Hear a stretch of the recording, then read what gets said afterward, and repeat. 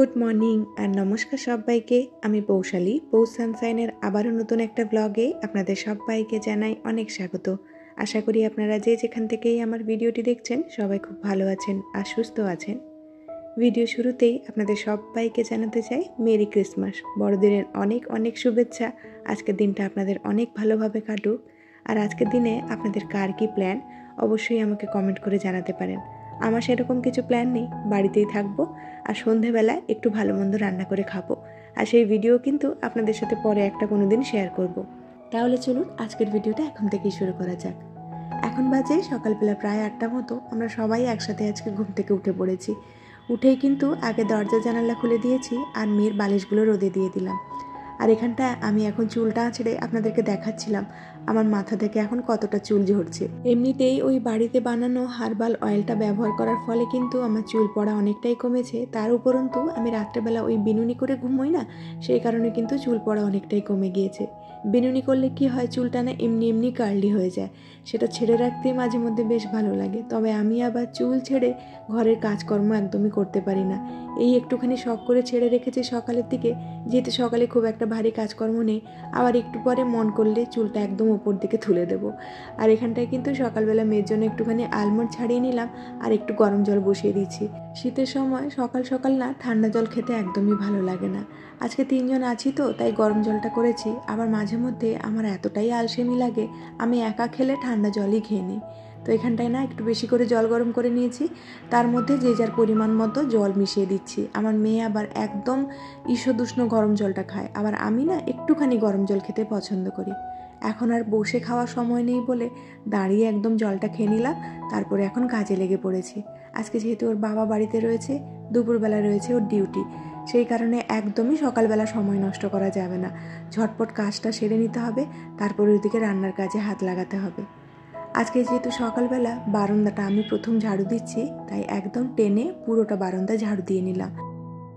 কিছুদিন আগেই মেনটেনেন্সের কাজ করতে এসে এই সিঁড়িটা জল দিয়ে ভালো করে পরিষ্কার করে গিয়েছে, তাই এই বাড়ির ঝাড়ুটা এখানটায় দিতে খুব একটা বেশি খারাপ লাগে না। তবে আজকে না ডাস্টবিনের কাছে একটু ঝাড়ুটা লেগে গিয়েছিল, তাই ভাবলাম একদম ধুয়ে দিই। অনেক দিন ধরেই ভাবছি বাইরের জন্য আলাদা করে একটা ঝাড়ু নেব করেও না নেওয়া হয়ে আর উঠছে না। তাই বাড়িতে ব্যবহার করা ঝাড়ুটা দিয়েই না বাধ্য হয়ে বাইরে ঝাড়ু দিতে হয়। মাঝে মধ্যে খুব বেশি নোংরা থাকলে আমি না ঝাড়ু দিই না, ওই পুরনো যে মপটা রয়েছে ওটা দিয়েই বাইরটা ভালো করে মুছে নিই, কারণ ওই নোংরার উপরে এই ঝাড়ুটা দিতে একদমই আমার ভালো লাগে না। যাই হোক, কোনো রকম ধুয়েছি। তারপরে এখানটায় রোদে দিতে এসে মহা মুশকিলে পড়েছি। কিভাবে রোদে দেব কিছুতেই বুঝে উঠতে পারছিলাম না। এটা যদি কোনো রকমভাবে একটুখানি টালমাটাল হয়ে যায় একদম নিচে গিয়ে পড়বে। আর নিচের যে ওই দিকটা এত বেশি নোংরা কি বলবো, মানে ওখানটায় যদি কোনো জিনিস কোনোভাবে পড়ে যায় তাহলে সেখানটায় গিয়ে না নিতে আর একদমই ইচ্ছে করে না। যাই হোক, ওদিকের কাজগুলো সেরে আমি এখন স্নান করে সোজা চলে এসেছি কিচেনে। আজকে নতুন একটা রান্না করছি। মেয়ের জন্য অনেক দিন ধরেই ভাবছিলাম একটু প্যানকেক বানাবো, সেটাই বানাচ্ছি। এই যে হাতাটা দেখতে পাচ্ছেন, এই হাতার মাপে 3 হাতা নিয়েছি একটুখানি আটা, তার মধ্যে 1 হাতা দিয়েছি গুঁড়ো দুধ আর 1 চামচ দিয়েছি ওই চিনি, আর একটুখানি বেকিং সোডা দিয়ে অল্প অল্প করে দুধ দিয়ে এটাকে ভালো করে আমি মিক্স করে নেব। আসলে এটাকে প্যানকেক বলবো না ডোরা কেক বলবো তা জানি না। ডোরা কেকও কিন্তু এরকমভাবেই তৈরি করা হয়। আমি কিন্তু প্রথমবার বানাচ্ছি। এরকম একটা কনসিস্টেন্সি আসবে, দেখুন ঠিক রিবনের মতো। এইরকম একটা কনসিস্টেন্সি চলে এলেই কিন্তু প্যানকেক বানানোর জন্য একদম আপনার ব্যাটারটা রেডি হয়ে যাবে। তাওয়াটা বসিয়ে অল্প একটুখানি তেল দিয়ে একটা টিস্যু পেপার দিয়ে ভালো করে সেটাকে মুছে নিচ্ছি, মানে তেলটা খুব একটা বেশি তাওয়াতে রাখা যাবে না। তারপরে এরকম হাতার পরিমাপেই কিন্তু আমি পুরো ব্যাটারটা ঢেলে দিচ্ছি। হাতা দিয়ে ঢাললে কী হয় জানেন, প্যানকেকগুলো না দেখতে একই রকম হয়, ছোট বড় হয় না। তারপরে গ্যাসটাকে একদম কম করে এরকম একটা ঢাকা দিয়ে 2 মিনিট মতো এক সাইডটা দিয়ে দিলাম। এখন এটাকে ফ্লিপ করে 30 সেকেন্ড কিংবা 40 সেকেন্ড আমি অপর দিকটা ভেজে নেব। প্রথমটা করেছি তো সেই জন্য কালারটা এরকম এসেছে, পরেরগুলোতে দেখবেন কালারটা কত সুন্দর এসেছে। মেয়েকেই প্রথমটা দিচ্ছি, তার জন্য উপর থেকে একটুখানি হানি দিয়ে ওকে একদম খেতে দিয়ে আসবো। প্যানকেকটা বানাতে আজকে এতটা সময় লাগছিল বলে এর ফাঁকে ফাঁকেই না আমি ঠাকুর ঘরের কাজগুলো সেরে নিচ্ছিলাম। থালা বাসনগুলো ধুয়ে নিয়েছি, তারপরে এখন পুজোতে বসবো। তার আগে ভাবলাম কয়েকটা বানিয়ে হাজব্যান্ডকে আগে খেতে দিয়ে দিই। এই যে দেখুন এর কালারগুলো কত সুন্দর এসেছে। প্রথমবারে এই কালারটা আসেনি দেখে ভাবছিলাম হয়তো আসবে না, কিন্তু পরেরগুলো ট্রাই করার পরে দেখলাম না সুন্দর কালারটা এসেছে। মানে প্যানটা না ভালো করে গরম হওয়াটা দরকার। আমি এর মাঝখানটাতে একটুখানি পিনাট বাটার দিয়ে দিয়েছি। ডোরা কেক হলে এর মাঝখানে একটুখানি নিউট্রিলা দিতে হতো, তাতে করে নাকি টেস্ট খুব ভালো হয়। যদিও কোনো দিন খাইনি নিউট্রিলা দিয়ে আমি ডোরা কেক, তবে পরবর্তীকালে একদিন ট্রাই করার ইচ্ছে রয়েছে। হয়ে গেছে আমাদের প্যানকেক রেডি, আর ওদিকে আমার পুজো কমপ্লিট। এখন সবাই মিলে বসে একটু ব্রেকফাস্ট করব। আজকে আবার এই রেসিপিটা আমার বাড়িতে খুব হিট হয়েছে, হাজব্যান্ডেরও খুব পছন্দ হয়েছে। ভেবেছি পরের দিন ওকে টিফিনে একটুখানি বানিয়ে দেব। যাই হোক, খাবার দাওয়া শেষ করে সোজা চলে এসেছি রান্নাঘরে। আজকে আবার অনেক কিছু রান্না করার একটু পরিকল্পনা রয়েছে। বেশ কয়েকটা দিন হয়ে গিয়েছে রাত্রেবেলা আমার সংসারে একদমই কাজ করতে ইচ্ছে করে না। সন্ধ্যে থেকে মেয়েকে অনেকটা পরিমাণে সময় দেই, ওকে নিয়ে একটু পড়তে বসাই, ওর সাথে একটু গল্প করি, খেলাধুলো করি। সেই কারণে না সকালবেলার জন্য যে সবজিগুলো কেটে রাখতাম সেটা আর কেটে রাখা হয় না। তো সকালবেলা উঠে তড়িঘড়ি করে এই সবজিগুলো এখন কাটতে হচ্ছে। আশেপাশে অনেককে দেখে কিন্তু আমরা অনেক কিছু জিনিস শিখি। কেউ আমরা ভালো জিনিসটা শিখি, কেউ আবার খারাপ জিনিসটা শিখি। ভালো জিনিস শিখে ধরে রাখা যতটা না কঠিন, খারাপ জিনিস শিখে ধরে রাখা কিন্তু অনেক বেশি সহজ। এই যেরকম আমাদের মতো গৃহিণীরা কিন্তু কম বেশি সবাই জানে সংসারের কাজগুলো কীরকমভাবে গুছিয়ে করতে হয়, বা কোন কাজটার পরে কোন কাজ করলে সংসারের কাজগুলো তাড়াতাড়ি হয়ে যায়। তারপরেও দেখুন, আমরা কিন্তু সব সময় একটা ভালো অভ্যেস লম্বা সময় ধরে রাখতে পারি না। মাঝে মধ্যে সেই অভ্যেসটা ছেড়ে যায়, আবার মাঝে মধ্যে কিছুটা সময় সেই অভ্যেসটা নিয়েই চলতে থাকি।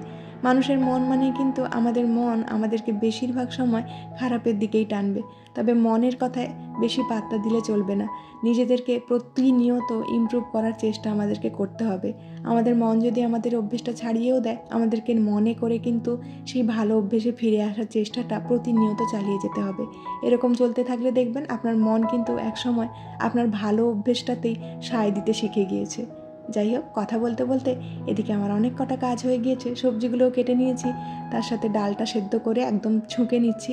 সবজিটা কাটতে কাটতে কিন্তু আমি ওদিকে ডালটা সেদ্ধ করে নিয়েছিলাম।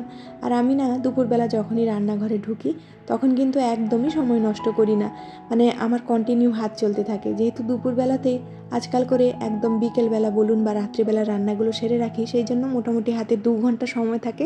ওই টাইমের মধ্যেই দুপুরের লাঞ্চ, রাতের ডিনার সব কিছু বানিয়ে ফেলি আর কি। তো যাই হোক, এদিকে কিন্তু আমি একটুখানি তেলের মধ্যে জিরে ফোড়ন দিয়ে সমস্ত সবজিগুলোকে ভাজতে বসিয়ে দিলাম। আর আজকে না আমার মেয়ে একদমই আমার কাছে আসছে না রান্নাঘরে, কারণ বাবা যেহেতু বাড়িতে রয়েছে, বাবার সাথে এখন রান্নাবাটি খেলছে আর বাবাকে রান্না করে করে খাওয়াচ্ছে। এই যে মাঝখানে আমার কাছে এখন কিছু একটা এনেছে আমাকে খেতে দেওয়ার জন্য। আসলে ছোট বাচ্চারা না সবসময় একটা অ্যাটেনশন খোঁজে আর কি। সেই কারণে ওর বাবা যেদিনে করে বাড়িতে থাকে, ওর সাথে খেলাধুলো করে, সেদিনে করে কিন্তু খুব একটা বেশি আমাকে খোঁজে না। এই মাঝে মধ্যে এসে আমার সাথে একটুখানি খেলাধুলো করে বা কিছু একটা জেদ ওর পূরণ করে দিতে হয়।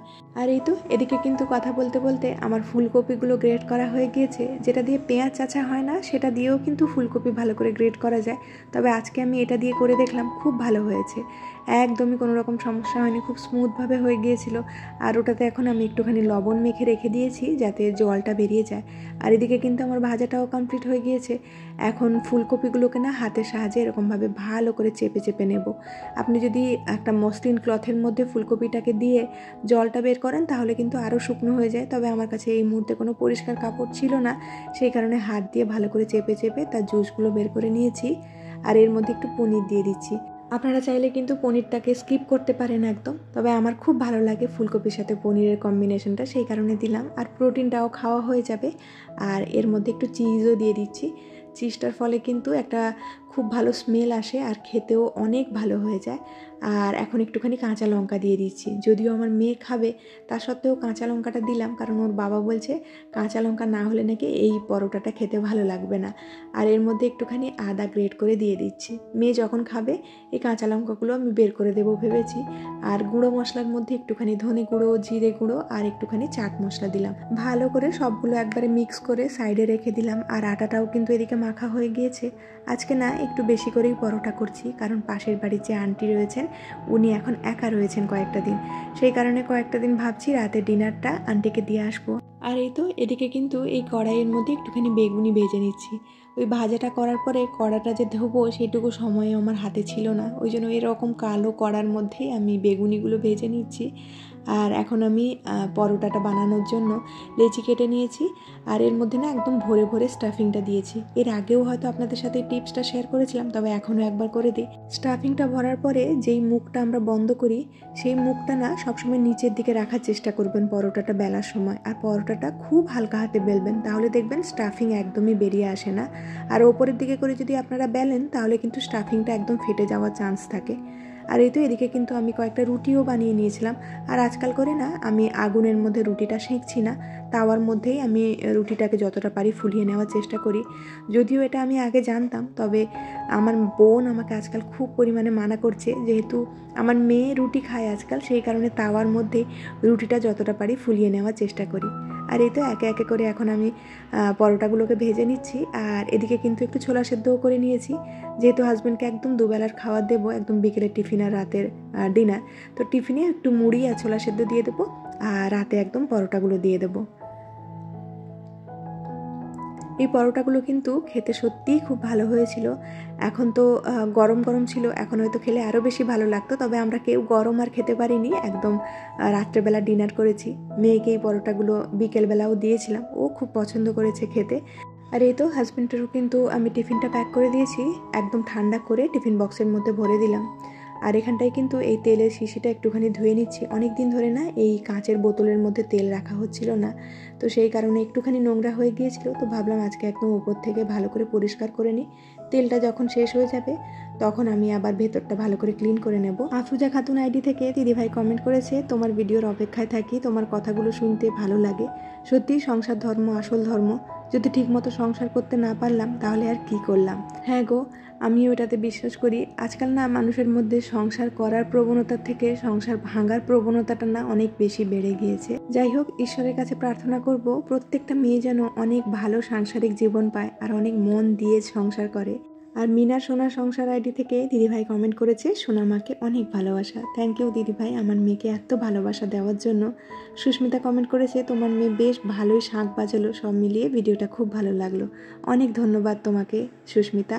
আর মুগ্ধা তামে দিদিভাই বলেছে, খুব ভালো লাগলো ভিডিওটি দেখে, আমার বাবার বাড়িতেও যেন এখনও গোবর জল দিয়ে ছিটে দেওয়া হয়। তোমার মেয়ে কি সুন্দর করে শঙ্খ বাজালো, দেখে খুব ভালো লাগলো। প্রত্যেকেই কিন্তু আপনারা আমার মেয়ের আগের দিন শঙ্খ বাজানো দেখে খুব প্রশংসা করেছেন, তো আমার খুব ভালো লেগেছে। আপনারা ওকে আশীর্বাদ করবেন, ও যেন ঈশ্বরকে ধরে একটা ভালো মানুষের মতো মানুষ হতে পারে। যাই হোক, কথা বলতে বলতে কিন্তু এদিকে লিভিং রুমটাও একটু ভালো করে ক্লিন করে নিলাম, যেহেতু ওর বাবা আর মেয়ে দুপুরবেলা এখানটাতে খেলাধুলো করছিল, সব কিছু একদম ঘাঁটাঘাঁটি করে রেখেছিল, সেই কারণে এই জায়গাটা একটু ভালো করে পরিষ্কার করে এখন আমি চলে এসেছি আমার বেডরুমে। আজকে দেখলাম এই জানালাটা খুব নোংরা হয়ে রয়েছে। কালকেই না হাজবেন্ডের এই জুতোটা ধুয়ে দিয়েছিলাম, সেইটাকে এই জানালাতে ঝুলিয়ে শোকাচ্ছিলাম। আমার বাড়িতে এইরকম টাইমে কিন্তু ডাইরেক্ট রোদ্দুর এই জানালা আর ওদিকের বারান্দা ছাড়া কোথাও আসে না। তবে জুতো তো ওদিকের বারান্দাতে দিতে পারিনি, কারণ তুলসী গাছ রয়েছে, সেই কারণে এই জানালা দিয়ে ঝুলিয়ে দিয়েছিলাম। রাস্তার কাছে থাকি বলে না এই জানালাতে খুব পরিমাণে ধুলো জমে, তো আমি প্রত্যেক দিন পরিষ্কার করেও পেরে উঠি না। আজকাল আবার আমার মেয়ে না বিকেলবেলা করে এই জানালাতে দাঁড়িয়ে বাইরে লোকজন দেখে, সেই কারণে এই জায়গাটা আমি এখন প্রত্যেক দিন পরিষ্কার করার চেষ্টা করছি। গায়ে দিদি ভাই বলেছে, বাচ্চাদের গাছের কাছাকাছি রাখলে তাদের অনেক মানসিক সমস্যা লাঘব হয়। এই জিনিসটা তো আমার জানা ছিল না দিদিভাই, তোমার কাছ থেকে জেনে খুব ভালো লাগলো। আমি চেষ্টা করব আমার মেয়ে যেন গাছকে আরও বেশি ভালোবাসে, ওকে আরও গাছের কাছাকাছি রাখার চেষ্টা করব। আর দিদিভাই এটাও বলেছে যে কোনো ধরনের লেবু জাতীয় ফলের খোসা যদি জলের ভেতরে ডুবিয়ে সেই জলটা আমরা অপরাজিতা গাছের গোড়ায় দিই। আরও একটা কোনো গাছের নাম বলেছিল, এই মুহূর্তে আমি কমেন্টটা ঠিক দেখতে পাচ্ছি না। তো এরকম ধরনের গাছের গোড়াতে দিলে নাকি গাছের ফলন বেশ ভালো হয়, এটাও আমার জানা ছিল না। আমি অবশ্যই পরবর্তীকালে এটা ট্রাই করে দেখব। তো যাই হোক, এখন কিন্তু আমি দুপুরবেলা ঘরটা আরেকবার ঝাড়ু দিয়ে নিচ্ছি। হাজব্যান্ড তো অফিস বেরিয়ে যাবে, সেই কারণে ভাবলাম ঝটপট ঝাড়ুটা দিয়ে নিই। দুপুরবেলা আমাদের খাওয়ার দাওয়া শেষ হয়ে গিয়েছিল, তো আজকে না আমি ক্লিনিংয়ে একদমই সময় পাইনি দুপুরবেলা। তো ওর বাবা একদম অফিস বেরিয়ে যাচ্ছে, তারপরে ভাবছি টুকটাক ক্লিনিংয়ের কাজগুলো সেরে নেব। আর আজকে কিন্তু হাতে কয়েকটা জামা কাপড় কেচেছিলাম, সেগুলো এখন এদিকের বারান্দাতে শুকোতে দিয়ে দিচ্ছি। আর তার সাথে আগের দিনের ভিডিওতে করা কয়েকজন মিষ্টি মিষ্টি দিদিভাই আর বোনেদের নামগুলো নিয়ে চলুন। অথেন্টিক বেঙ্গলি ব্লগ, সোনালী সাহা দিদিভাই, আর প্রিয়ন্তী পারমিতা, ঈশিতা সাহু, অনিমা দাসকইলা, সিম্পলি দীপা, ঈশিতা চক্রবর্তী, সোমা তরফদার, টুম্পা মার্জিত, তো আপনাদের সবাইকে জানাই অসংখ্য ধন্যবাদ আমার ভিডিওতে এত ভালোবাসা দেওয়ার জন্য। আশা করব আগামী দিনগুলোতেও আপনারা এরকমভাবেই আমার কাছে থাকবেন। দুপুরে যে রুটিটা করেছিলাম সেখান থেকে একটা রুটি এদিকে পায়রাগুলোকে খেতে দিয়ে দিলাম। তো এদেরকে না আজকাল আমি আর চাল দিচ্ছি না, দুপুরবেলা যে রুটি করি সেখান থেকেই একদম ফ্রেশ একটা রুটি ওদেরকে খেতে দিয়ে দিই। ওরা খুব পছন্দ করে দেখি রুটিটা খায়।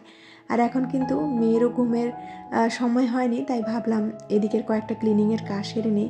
এই দরজাটা না আমার মেয়ে কয়েকদিন আগে খেয়ে হাত লাগিয়েছিল, ডালের দাগ লেগেছিল, তো ভাবলাম একদম দরজাটাও পরিষ্কার করে নিই। তার সাথে এই ফ্রিজ, ওয়াশিং মেশিন যেটা আমি রোজ করে থাকি সেগুলো টুকটুক করে সেরে নিচ্ছি। সঙ্গমিত্রা ঘোষ আইডি থেকে দিদিভাই কমেন্ট করেছিল, তুমি কোথায় থাকো গো জানিও বোন। দিদিভাই আমি থাকি হুগলির ডানকুনিতে। তুমি কোথা থেকে আমার ভিডিও দেখছো অবশ্যই আমাকে কমেন্ট করে জানিও।